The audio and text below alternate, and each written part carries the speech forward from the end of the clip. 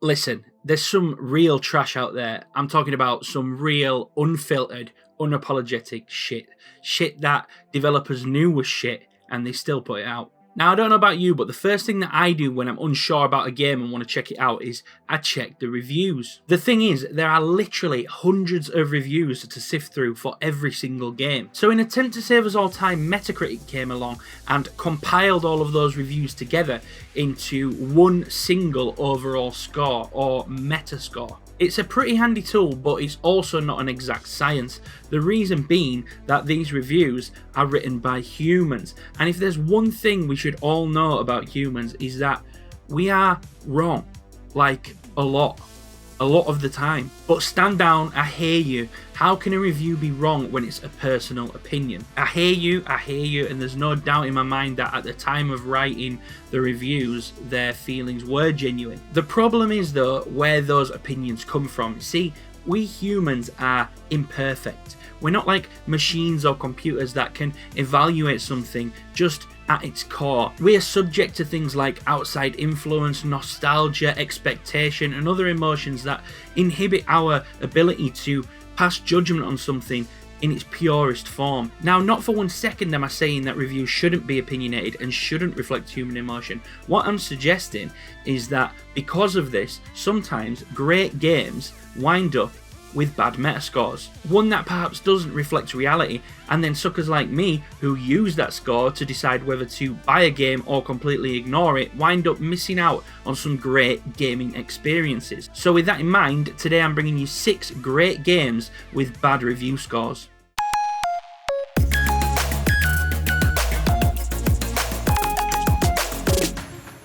Number 6 is Batman Arkham Origin. This game has a metascore of 74. Now, I know that's not like the worst score in the world, but generally the consensus is anything below 75 can be considered a molten heap of shit. Especially when compared to the titles that came before it, Arkham Asylum and Arkham City, with both of them scoring 91. Arkham Origins is the sore thumb of the Arkham series and was kind of doomed before it was even released. The reason being that after 2 very successful Arkham games, developers Rocksteady were gearing up to take the series onto the next generation of consoles, which at the time was the Xbox One and the PS4. Rocksteady knew that Arkham Knight was going to take a number of years to develop, but parent company Warner were keen to keep the cash cow well fed and producing that sweet green milk. So Warner enlisted their own in-house studio, Warner Brothers Games Montreal, to create Arkham Origins within 2 years. This development move came with other casting complications, which meant that the original voice actors from the first 2 games would no longer be able to voice the characters on Arkham Origins. Think about your favourite game series.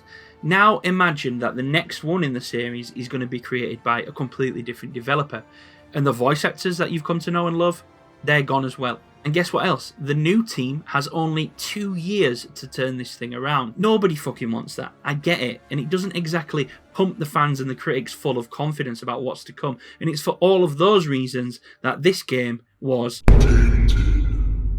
Here's the thing though, all of that considered, when you play this game, it's actually a perfectly fine entry in the series. The gameplay is great and does a good job of putting you in the shoes of a younger, less experienced Batman. The story is fitting and sets up plot points that we saw in the Arkham Asylum and City games. The world is an awesome rendition of Arkham City before the prison was made. And yes, the voice actors were replaced, but by Roger Craig Smith and Troy Baker. These aren't budget voice actors. These have a wealth of experience. I get it, there was a lot of reasons to think this game was going to flop, but Batman Arkham Origins is a lesson of why change isn't always bad. And if you avoided this game for any of those reasons, then I urge you to go back and play it. It's fucking great. Number 5, Super Meat Boy Forever, with a metascore of 66. Back in 2010, the world of video games was a very different place, especially the world of indie games. In 2021, tools are incredibly accessible, the market is much more saturated, and around every corner there are new indie games that call back to old school favourites. Super Meat Boy was one of the first games to really successfully call back to old school platforming, whilst giving a new spin on the genre, increasing the pace of the game and the intensity and ushering in in a new era of precise and difficult platforming. Now, what tends to happen when a game makes such an impact on the world is that the developers like to capitalise on that and create a sequel. Well, 4 years went by and there was no updates from Team Meat about what was next for the little sweaty lump of meat. Finally, in 2014, we got an announcement that there was in fact a sequel coming. However, it wasn't the sequel that fans wanted. Super Meat Boy Forever was announced as a mobile-only sequel. Worse yet, after a couple more years of silence, it was announced that Edmund McMillan, one half of the duo that made Super Meat Boy, was no longer with the company and had gone off to work on his own independent project, which turned out to be The Binding of Isaac, which is really fucking good. Anyway, by 2018, 4 years after the initial announcement and 50% of the Dream Team less, the remaining 50%, Tommy Refenes, announced Super Meat Boy Forever was back on. He had employed a bunch of new talent to help him complete the project, and the best news of all, the game had been upgraded to a true full sequel. Except one problem. That turned out not to be the case. Here's the thing, Super Meat Boy Forever is a procedurally generated auto-runner. For those of you that don't know what that means, it means that the levels are created algorithmically so that they're different every time you play the game. Hence the title, Super Meat Boy Forever. You can literally play the game forever. I talked about procedural generation on a video last year, so if you want more information on what it is, then go and check this video out here. But it basically means that the human touch of creating the level is gone. Auto-runner means exactly what it says on the tin. You don't control the forward motion of your character, you're always moving. So here's the thing, I'll be the first to admit that Super Meat Boy Forever was not the sequel that the fans wanted, but the biggest sin here is not the game itself. The biggest sin is the announcement that this in fact was the true sequel to the original. It gave the public a false perception of what this game was going to be, and when it wasn't, it pissed the critics off, and once again, the pot was But when you think logically and take all that out of the equation, this game has changed its gameplay style, it's changed the way that the levels are made on it, and it's not even called Super Meat Boy 2, it's called Super Meat Boy Forever. This game is a spin-off. And while so many reviewers of this game have been quick to point out that it's an auto-runner and that the levels are procedurally generated, it's lost its charm and its human touch, blah blah blah, they almost always missed the glaring point. Team Meat may have just made the best auto-runner available right now. There's literally endless fun to be had on this game, the story is great, and even though it's an auto-runner, that provides a degree of intensity that wasn't in the first game. When viewed as a standalone spin-off rather than a direct sequel from Super Meat Boy, it's actually a really good time, and really challenging as well. Don't believe the hype. Thank you babe, love you. Number 4 is Tony Hawk's Proving Ground with a metascore of 65. From 1999 to 2005, the Tony Hawk series reigned supreme as the choice game for skateboarding fans. It seemed they could do no wrong, but then they released this, and then this, and then this. Especially this. I mean, this wasn't even that bad, but it followed this, and this is probably one of the best games ever made. I don't know what the fuck they were thinking with this. And this, 2 years and 3 shitty games had sent the series into a tailspin that they couldn't regain control of, and we fans weren't used to it. Year on year, we were used to getting a fresh injection of that sweet Tony Hawk nectar, and the withdrawals were starting to kick in. The world was crying out for a game that would scratch that itch. And his name is Skate.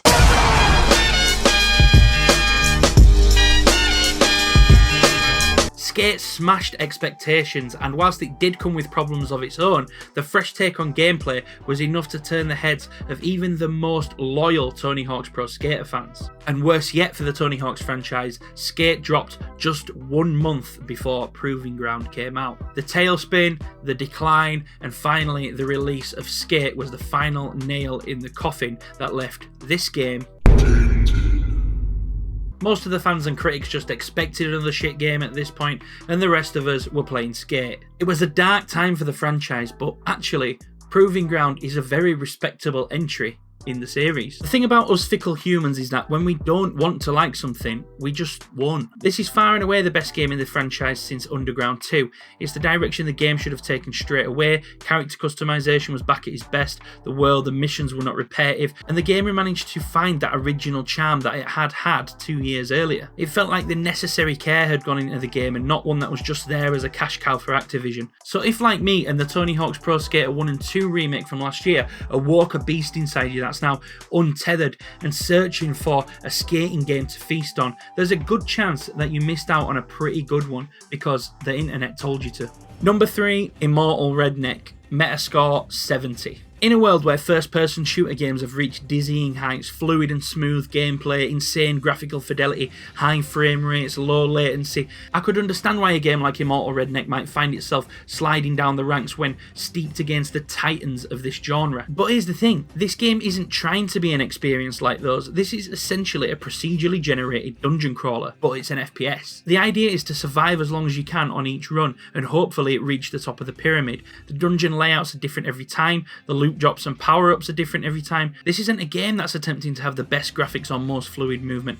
It's an attempt at a throwback to a simpler time whilst utilising procedural looting and mapping mechanics from modern day titles. And where this game is at its best though for me is on the Nintendo Switch. The choice for fans of the FPS genre on the Nintendo Switch is limited. Yes, the likes of Wolfenstein and Doom are on there, but this game is the ideal choice for a quick run on the bus on the way to work or a couple of games before bed. The procedural generation and leveling system keeps the game extremely replayable and one that I can't recommend enough. This isn't a game that was tainted by its predecessors or that reviews didn't want to like it because they were pissed off at the direction that the game took. This game simply fell into a saturated category where many of the fans of this type of game are possibly not looking for this type of experience. For that reason, the reviews for this game are fucking all over the place, but trust me, it's just fun.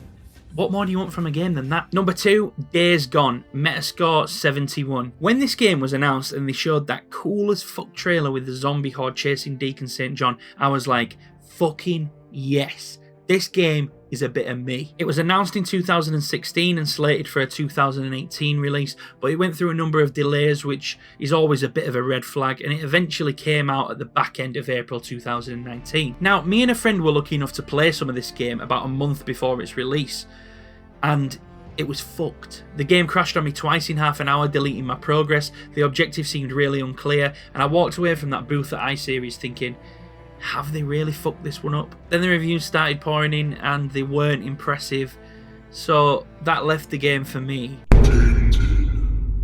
Fast forward to 2020 and I was one of the lucky few people who managed to get their mitts on a PlayStation 5 console. Shout out to Dale and the Yorkshire Vapor for hooking that up. Now for those of you that also have one, it's going to come as no surprise to you that there's not that much to play on them yet. So after Demon's Souls, after Miles Morales, after Immortals Phoenix Rising, I was looking for something to play on my PS5, and naturally I came across the PS Plus collection. And the one lonely game that I hadn't touched on that list was Days Gone. So I downloaded it, I played it, and now I'm sat here scratching my head over this Metascore. See, the problem with bringing out a Sony PlayStation exclusive is that they kind of come with this unspoken seal of approval, a benchmark set by games like Uncharted, The Last of Us, God of War, Horizon Zero Dawn, and Ghost of Tsushima. Those games are literally the peak of single-player entertainment right now, and nobody does it like Sony. Then you move down to the games that are perhaps less revered worldwide, but are still highly respected for their unique gameplay experiences. I'm talking about games like Until Dawn, Detroit Become Human, Gravity Rush, Little Big Planet 3. The problem is that Days Gone doesn't fit into either of those categories. It's an open world zombie apocalypse survival adventure that doesn't bring anything new to the table. The open world isn't unique, it leans heavily on the visual and gameplay elements from The Last of Us. Its looting and leveling system can be found in any game of the same ilk. Combat, the shooting, the movement, everything, it's just all been done before. But guess what? Just because there's nothing new doesn't mean there's nothing to enjoy. Days Gone falls into this weird space in between games. It has so many elements that just aren't quite as good as the ones that inspired it. But the games that did influence it are the literal best single-player experiences in the world right now, so falling short of that doesn't make the elements bad, it just makes them not the best in the world. And that's the only reason I can think of that Days Gone has such a low metascore. There are plenty of third-party games that are clones of either themselves or other games around them that score much higher metascores because they aren't subject to that Sony seal of approval. Is anybody going to sit there and tell me that Assassin's Creed Valhalla is worthy of an 84, whilst Days Gone sits on a measly 71? Now, there's nothing wrong with Valhalla. As far as Assassin's Creed games goes, it's one of the best, but it's another game that sits in a similar position to Days Gone, where there's not really anything new to experience, but the experience itself is still a good one. Days Gone is a great fucking game. It's not going to knock your socks off and blast you into oblivion, but it's an exciting and intense experience with beautiful graphics and decent gameplay. If you missed it, go check it out. Number 1, and this one I'm furious about. My guy, Crash Bandicoot, and his first outing on the PS2, The Wrath of Cortex, has a disgustingly low metascore of 62. What the actual fuck are you talking about? Now, I love a bit of platforming, and I know a garbage platformer when I see one, but guess what? This isn't one of them. It was the first Crash title to be developed by a company other than Naughty Dog. It was also the first PS2 entry for the series. The game was originally supposed to be a 3D free roamer a la Super Mario 64, and it was being developed under the title Super Mario Worlds. It was being produced by Mark Cerny, the genius behind Knack and Knack 2. However, after a fallout between Sony and Universal, Konami signed an agreement to publish further Crash Bandicoot titles on the PS2. Cerny left the project and the game was scrapped, leaving developers Traveller's Tales with 12 months to turn around a Crash game that followed the same gameplay styles as the original trilogy. So yeah, all that being considered, this game seemed destined to fail. In actual fact though, what Traveller's Tales actually churned out was a really impressive platforming experience with fantastic variety in gameplay and a more than worthy addition to the Crash Bandicoot franchise. Reviewers criticised the game for not trying new things because we were on a new console. It was criticised for sticking to the same formula that made the first 3 so popular. It's nonsense. Knack 2 has a better metascore than this game. Ukulele has a better metascore than this game. Super Lucky's Tale has a much better metascore than this game. And those are 3 dogshit platformers. Seriously, if you're a fan of Crash Bandicoot and you missed this game for whatever reason, make it the next game to play on your list. Thanks for watching, guys. As always, please hit that like button if you enjoyed the video, sub if you're new, and let me know, is there any games that you think have been criminally underrated? I'll see you in the next one.